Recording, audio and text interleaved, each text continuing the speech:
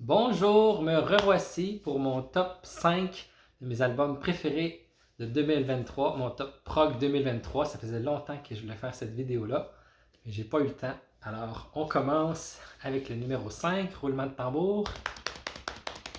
C'est l'album de Pasha Porsti, Sea of Mirrors, qui est la suite de l'album qu'ils avaient fait l'année dernière. Regardez la belle pochette. C'est toujours des belles pochettes, là, cette bande-là. Magnifique. Et à l'intérieur aussi.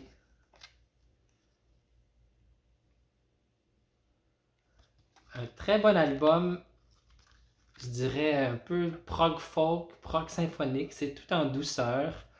Il y a plusieurs chansons, pièces instrumentales. Il y en a d'autres qui sont chantées avec des voix féminines. Je pense que c'est les filles de Kimo Porsti qui chantent, des très belles voix. Il y a toute une thématique aquatique, comme vous voyez sur la pochette. Alors, un très beau voyage, vraiment un excellent album. Je vous le conseille. Le numéro 4, le nouvel album de Unitopia. Ça a été vraiment ma découverte. Un groupe que je connaissais pas beaucoup. Mais là, cette année, j'ai découvert. Je vais vous montrer la pochette avec nos 4 joyeux lurons qu'on connaissait déjà. Mark Trowack, Sean Timms. Et il y a Steven Roux que j'aime beaucoup. Et imaginez-vous la section rythmique avec Alphonso Johnson et Chester Thompson. Et il y a un guitariste aussi qui est un médecin. Je vais y revenir. Johnny Greenwood ou John Greenwood, je ne sais plus son.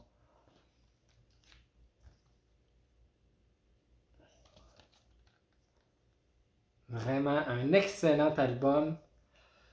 C'est spécial parce qu'il y a souvent des albums de prog sur différents sujets, mais là, le sujet, c'est sur la santé. Il y a justement le guitariste qui est un médecin, un chirurgien ou en tout cas vraiment un médecin important. Là. Puis toutes les thématiques, c'est vraiment sur des questions de santé. Il y a une chanson sur les maladies cardiaques, Broken Heart. Il y en a un autre, Bittersweet, qui est sur l'anémie. Non, sur le diabète. C'est vraiment spécial. Là. Il y a un bout vraiment drôle où il y a une énumération de toutes les choses qui sont pas bonnes pour la santé. Puis après ça, des choses qui sont bonnes pour la santé.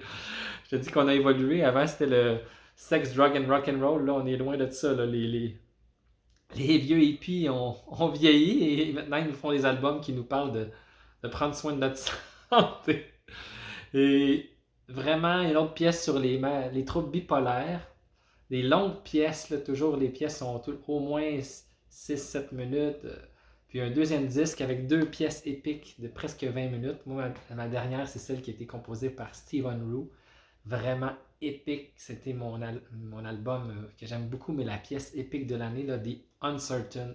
Vraiment excellent album. Garochez-vous si vous ne l'avez pas encore.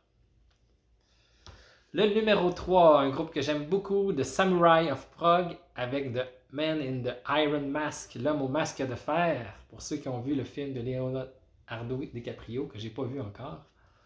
Ils ont toujours des magnifiques pochettes. D'ailleurs, ils sont pas sur les services de streaming, alors il faut s'acheter les albums parce qu'ils sont tellement beaux.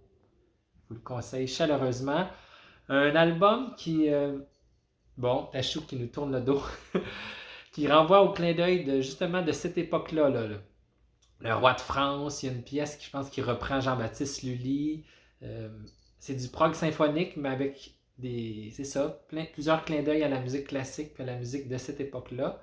C'est plusieurs petites courtes pièces qui s'enchaînent, toute une histoire avec l'histoire de l'homme au masque de fer et toute l'intrigue qu'il y a.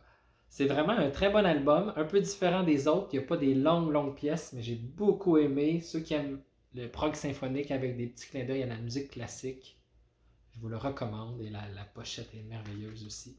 Samurai of Prague, on ne se trompe jamais avec eux. Et les deux premiers albums, les albums que j'ai le plus écoutés et que j'ai vu aussi en show, le numéro 2, Aiken avec Fauna, c'est vraiment ma pochette préférée de l'année. Regardez le dessin, il est magnifique. J'ai vraiment beaucoup aimé cet album-là. Du bon prog metal. Moi, j'aime beaucoup ce groupe. Il y en a qui ont moins aimé les autres albums qu'ils ont fait avant. Moi, j'ai tout aimé de ce qu'ils font.